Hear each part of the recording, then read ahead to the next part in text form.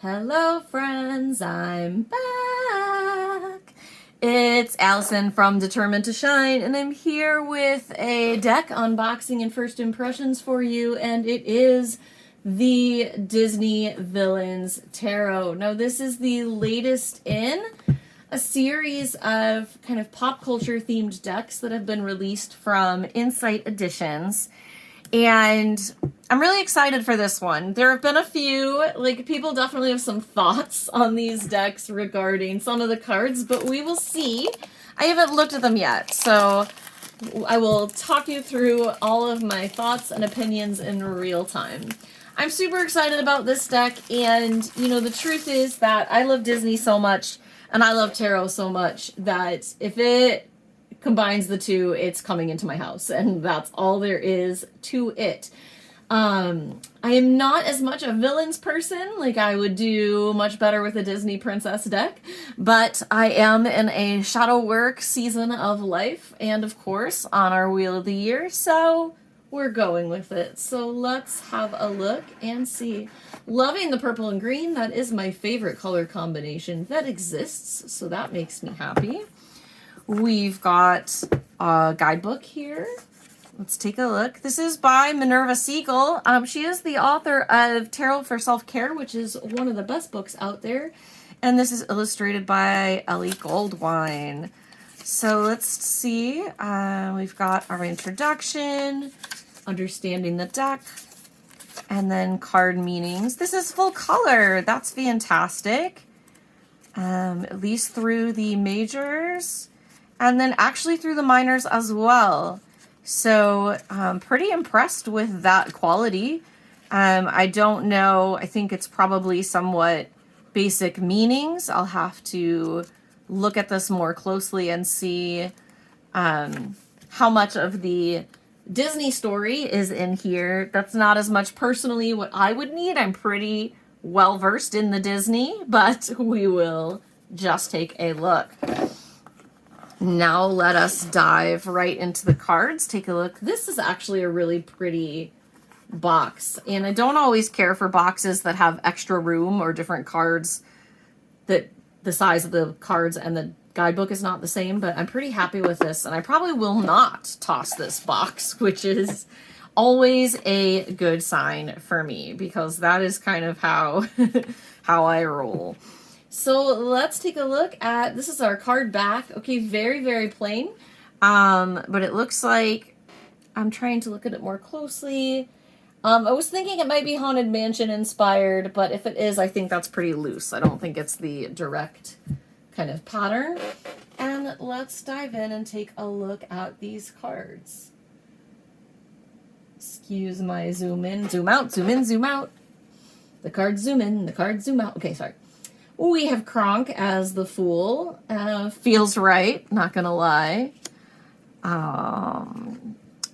And, of course, Dr. Fizz. Why am I gonna say that wrong? What? Dr. Facilier. Why that pronunciation has escaped me. Princess and the Frog is the reference there. I haven't seen that in a long time, but he comes up in a lot of like tarot themed images, so that makes sense. Okay. High Priestess as Maleficent. Okay. I'm feeling like I want to dissect like what they've chosen for each card and what I think about that, and I feel like we could be here for a real long time if I did that.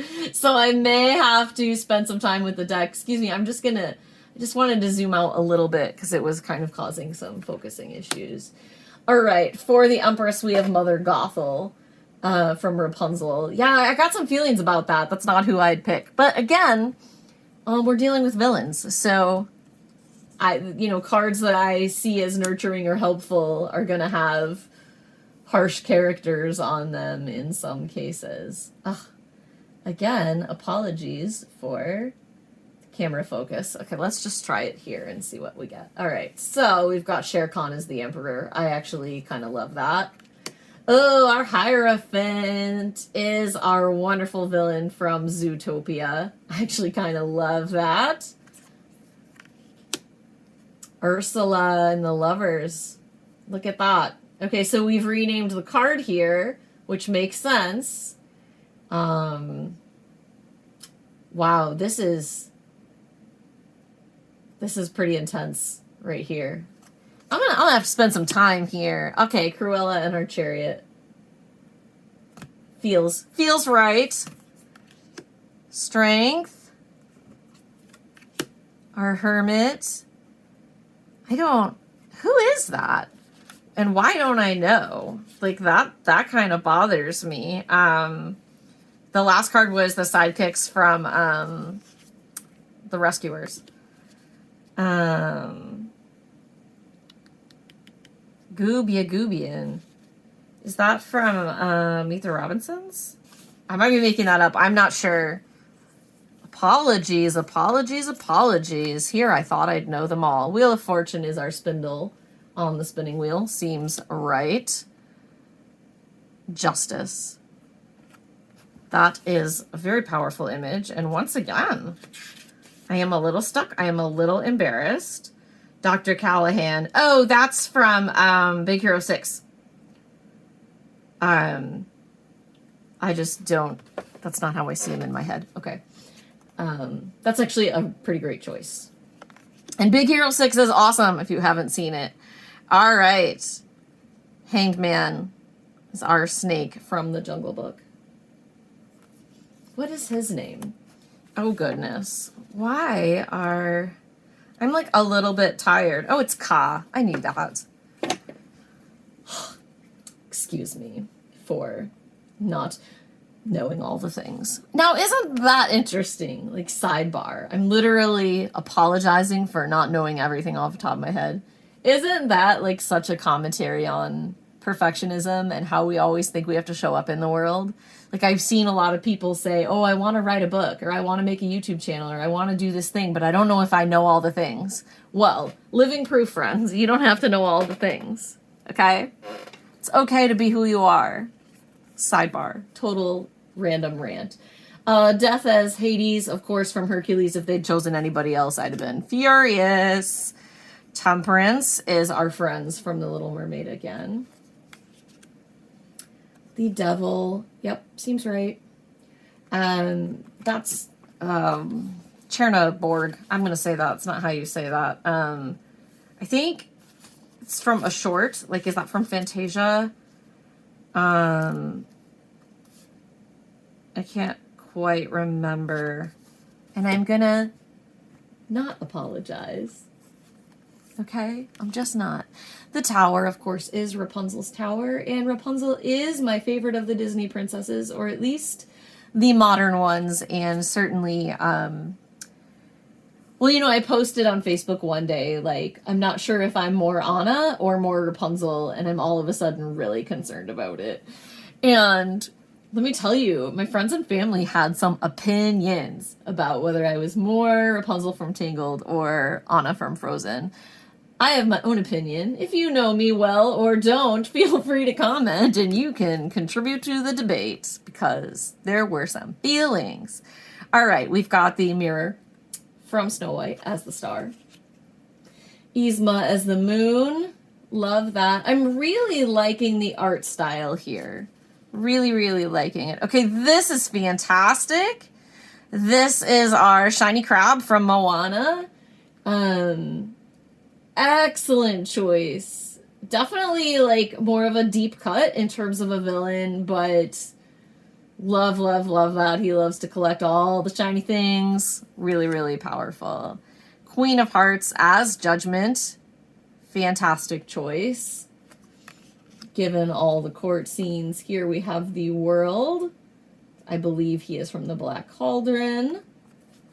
And our King of Wands. So we're going to go into our suits now. So that is, of course, our majors.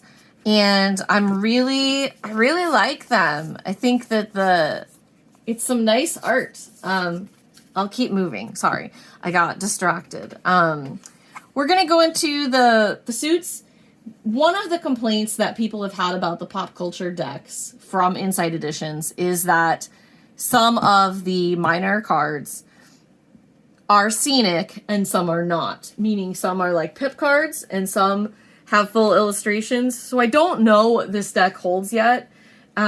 Typically people like decks to pick a lane, be one or the other, and the mixed cards have brought some kind of contempt in the community against the creator, and I feel bad about that because I am guessing that that decision has to do with Disney licensing and how many times a character can appear in the deck.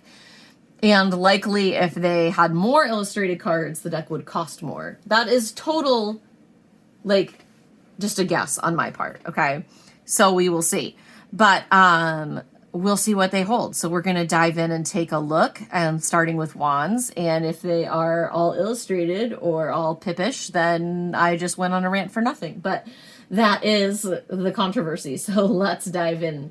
Looks like we are going to go backwards, or at least start with the courts. So we have Jafar as the King of Wands, which seems 100% correct. As does our choice of the Evil Queen, from, of course, our original Snow White as the Queen of Wands.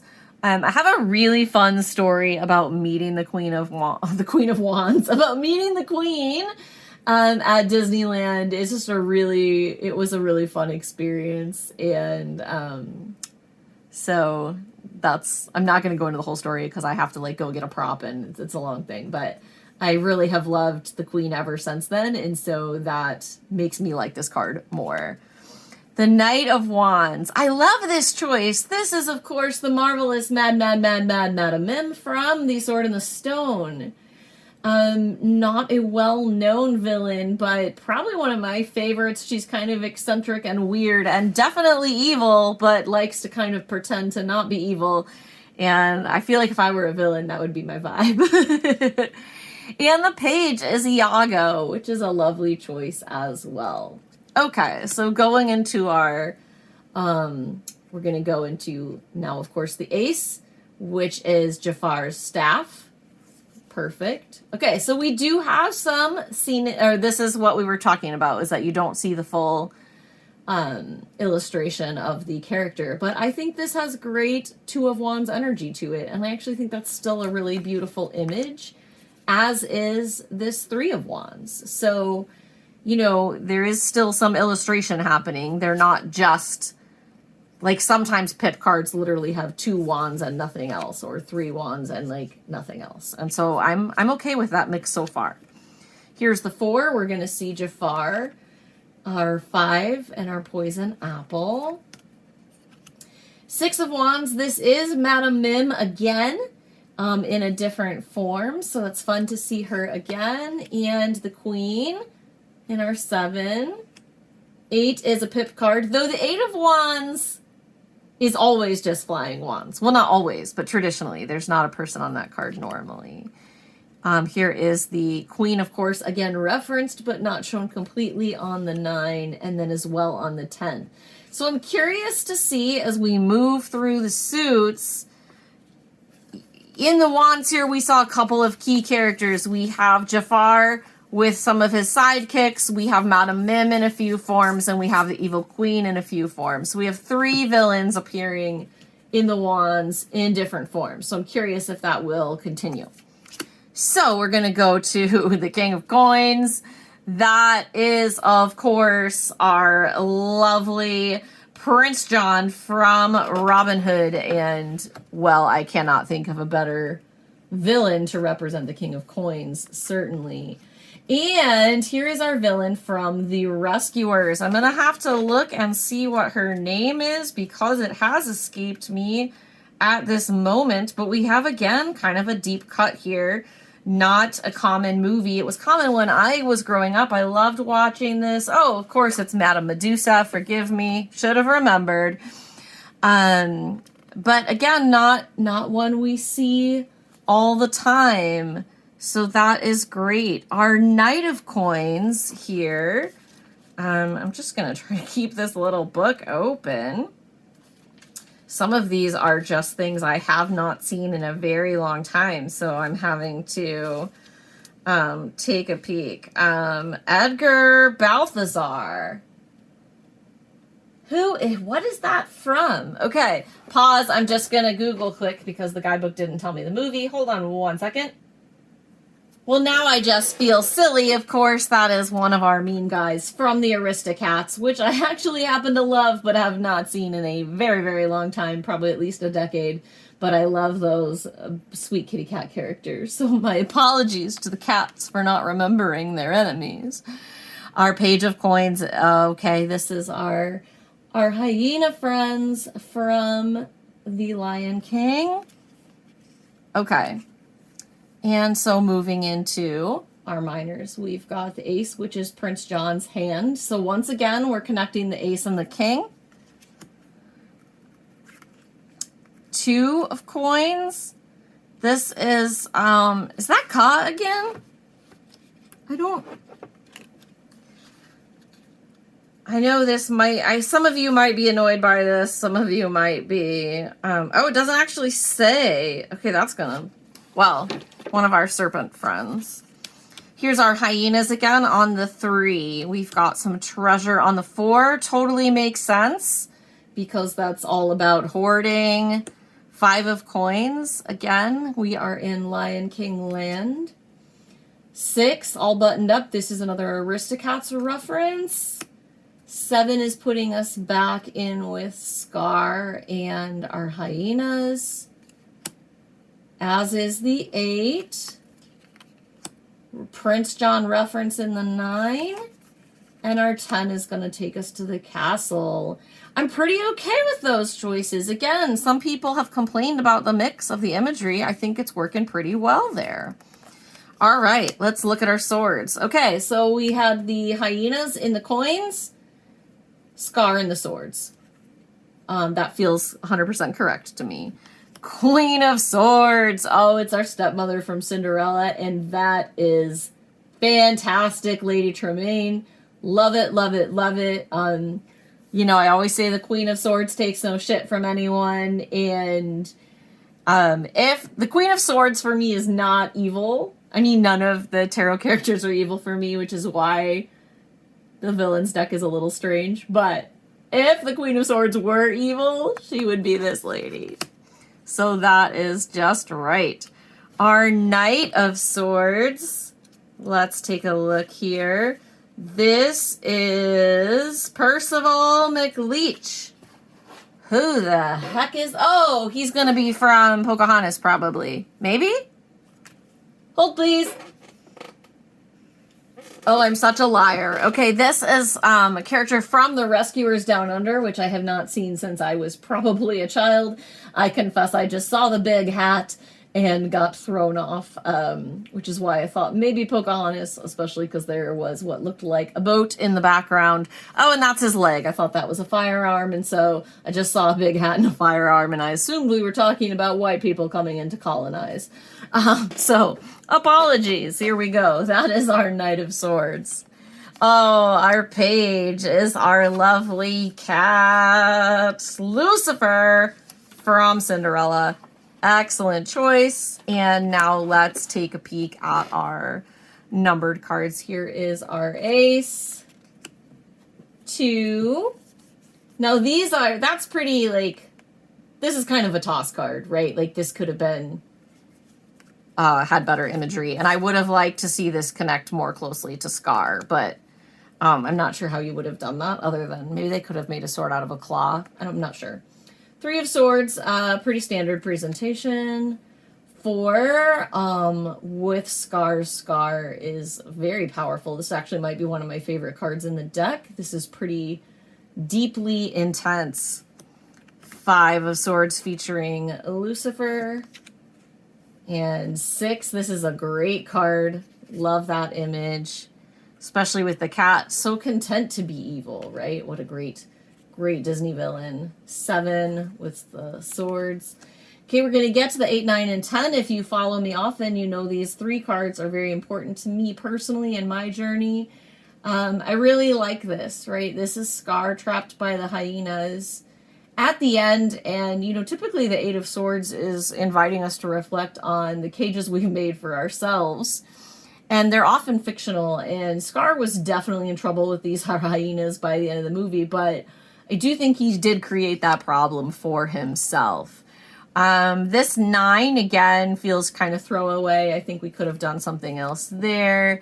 As does, sadly, the 10.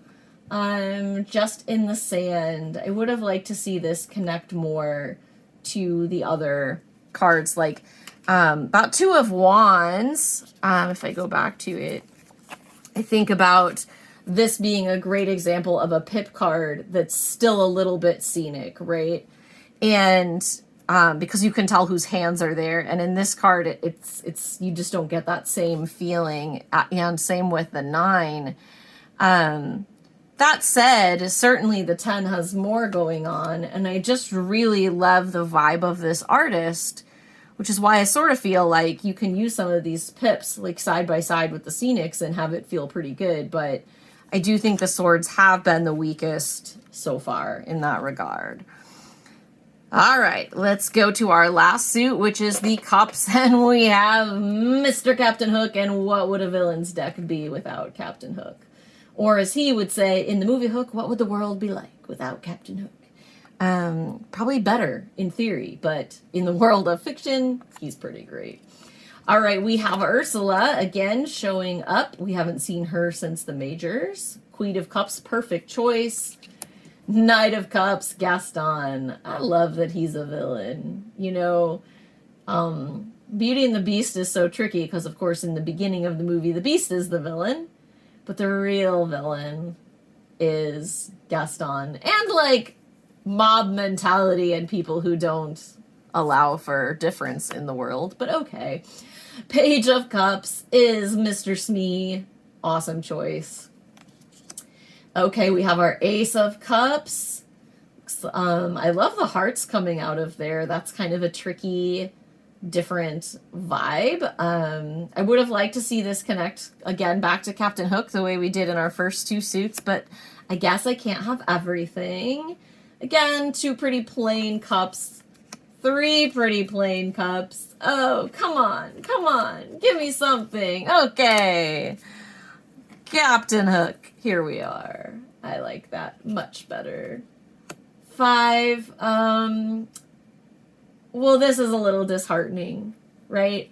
Again, because the 5 of Cups is such a great card and has such an intense energy to it normally that I would have liked to have seen them do a better job with the, you know, typically we have some upright cups and some spilled cups, and this is just kind of floating around all like Alice in Wonderland, Ocean of Tears, and I would have liked to see that card a little bit differently. Same with the 6. That's all right. Wah, wah. Oh, I'm sorry for getting a little sad. So here's the 7. This bothers me less, of course, right? We don't really see what's coming out of the cups in the same way, but I like that we have this Ursula reference. So it doesn't feel as out of place or tossed in. Our 9 of Cups is Cinderella. Or excuse me, our 8. I was like, that's not the 9. There are only 8 cups on there. So here is our 8. Is that... No, I'm looking at it, and I think I've got that wrong. That is not. So when I first saw this, it looked like a weeping Cinderella to me, but I'm pretty sure that's Captain Hook's hat actually floating in the water. So way off on what I first saw. When I film, I am looking actually at my screen instead of the card in front of me. So I kind of missed that one, but okay, here we go. Here's our 9. Now that's a 9 of Cups. Brr, yikes. And a 10. And again, we've got the boat here that bothers me less. So, okay. That is our Disney Villains Tarot. Now, overall, I'm very excited about this deck. I do admit that a lot of times a deck like this is going to be more of a deck that I use intentionally or is more of a collection piece. And what I mean by use intentionally is I might decide like I want to work with, you know, the Chariot today. So I pull the Chariot out of this deck on purpose, or I pull out like 4 Chariot cards of different decks, etc. versus like looking to this deck for answers. But I do think there are times this might feel right for me for personal reflection. And overall, I think that the mix of cards is kind of okay. Again, I don't think it's a decision by the artist and the author. As some have said, I do think it's probably just due to the license. And I actually don't mind. Other people have also mentioned that they think that some of the decks are getting pulled out too quickly, like that they think that the mix of cards is because they're releasing too many decks in a year. And I don't really think that either. I think some people have a capacity to create a great amount of content, and the artists are different across decks. So I think it really is probably just a licensing and publishing issue. And overall, I think this deck handles it better than some of the ones I've seen from Insight Editions, but I definitely think that the wands and the coins are stronger than the swords and the cups. I like the majors all the way through. I'm here for that card. There are some of these cards that are really, really great. And I think this is a fun deck for a Disney Villains fan who also loves tarot. I didn't flip the cardstock for you, but they are a nice matte finish. I think they'll shuffle well. I don't think this is a great deck for someone who's like really wanting to learn tarot for the first time. If you don't love Disney or Disney Villains, I think this is an easy pass. But if you do, I think this is a pretty solid thing to add to your collection. And I'm here for it. So that's my overall first impressions. I hope this was helpful, especially if you're debating the deck or trying to decide what you think, or even if you just like hearing me talk, which I guess you're still listening, so thank you for that. I so appreciate every one of you and your just participation here at Determined to Shine. If you liked the video, please leave a comment, hit that like, hit the subscribe. It means a lot to me. And, you know, I'm going to end with my heartfelt message of love, which is a little bit funny on a villains deck, but just know that you're cared about and you matter in the world. You matter so, so much to far more people than you could ever comprehend. There is someone in the world who remembers something you said to them 10 years ago that really meant a lot to them that you don't even remember saying. And it's that kind of ripple effect in the world times a million. You matter. You matter. Okay? So sending you much love, sending you some Disney magic. Woo! And I hope you have an amazing day. And I will see you next time, my friends.